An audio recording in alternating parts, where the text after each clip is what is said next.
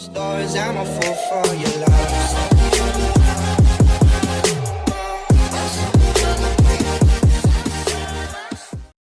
Assalamualaikum teman-teman, saya Randy Adas, Kilas IT. Dan video kali ini saya kedatangan sub-brand terbaru dari Team Group. Kita kenal juga Team Group tuh sebelumnya punya sub-brand gaming yang kita kenal dengan nama T-Force. Dan kemarin tanggal 22 sampai 24 September 2020, Team Group ini merilis secara atau mengenalkan secara resmi bahwa dia punya sub-brand baru, yakni T-Create. Wah, jatuh nih. Nah, seperti ini. Ini T-Create. Jadi si T-Create ini tuh dihususkan ternyata untuk para konten kreator. Karena di sini juga tertulis punya tingkat stability yang cukup baik gitu. Tapi tidak hanya tingkat stabilitas yang cukup baik juga, tapi performanya, terus size-nya yang besar, dan estetika atau penampilan pada komponen yang ada di kelasnya T-Create ini ternyata cukup modern juga. Ya, seperti ini. Di sini kebetulan saya kedatangan si T-Create SSD SATA 1 TB, dan satu lagi di sini ada T-Create SSD NVMe 1 TB juga. Ini Gen 3x4 ya. Nah, untuk si T-Create ini ternyata ada 3 kelas yang dihadirkan atau dikenalkan sama si Team Group. Yang pertama ada kelas klasik, terus yang keduanya ada kelas expert, dan yang paling tinggi ada kelas master. Nah, untuk si kelas expert ini, si bodinya ini tuh ada warna hitamnya. Kalau misalkan untuk si klasik, warnanya silver seperti ini. Dan si Team Group juga ternyata mengenalkan bahwa ada SSD NVMe yang punya masa garansi 12 tahun. Wow, luar biasa sekali. Terus masa TBW-nya juga hingga 10.000 terabyte. Ini adalah SSD NVMe Class Expert 2 TB yang dihadirkan oleh T-Create dengan masa TBW 12.000 TB. T-Create ini memang dibuat sangat serius oleh Team Group ya, untuk bisa diandalkan para konten kreator, para editor, bahkan programmer juga bakalan terbantu. Karena data yang tersimpan di dalam storage T-Create ini akan lebih aman terhindar dari data yang korup atau rusak. Karena di dalamnya telah ditanamkan sebuah SMI controller untuk menjaga keamanan, kecepatan, dan tingkat kestabilan yang paling baik. Oke, kedua SSD T-Create Classic ini telah didukung juga dengan High Grade LDPC SCC, yakni teknologi yang berfungsi untuk mendeteksi dan memperbaiki kesalahan data yang lebih luas lagi, sehingga menjamin keamanan data tetap terjaga dengan masa pakai produk yang lebih panjang. Nah, untuk T-Create NVMe Classic ini menggunakan chipset SanDisk dengan teknologi 96L BICS berbasiskan TLC atau Tri-Layer Cell. Teknologi 96L ini termasuk teknologi baru pada tahun 2019. Rata-rata NVMe kemarin masih menggunakan teknologi 64L.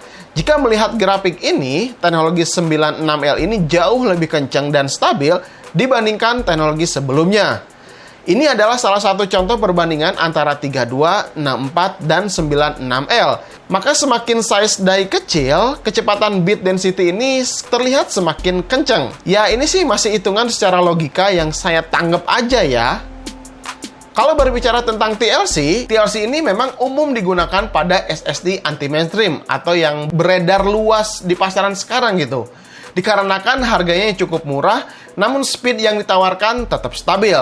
Ya, mudah-mudahan si T-Create ini tuh nanti ketika pengujian benchmark menunjukkan hasil yang positif gitu, sesuai yang ada pada box dan si website resminya. Kita buka dulu ya, biar kelihatan juga. Di sini bahannya ini, biar kelihatan. Nah, ini memang bahannya ini cukup dingin juga ya. Keseluruhan depannya ini tuh terbuat dari semacam aluminium juga, ya mungkin ini bisa memberikan atau membantu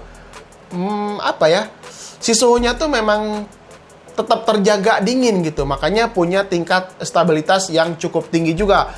Nah, kita bakalan buktikan juga di beberapa benchmark apakah speed read-nya sesuai yang apa yang dikatakan di box sama di websitenya. Kalau misalkan sesuai, ya berarti ini tingkat stabilitasnya memang cukup baik dan speed read-nya juga cukup baik juga.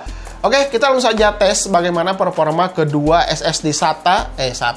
Yang ini SATA, yang ini NVMe. Kita tes langsung aja bagaimana performanya di pengujian benchmark sekarang aja. Oke, Kita langsung saja tes kedua SSD ini.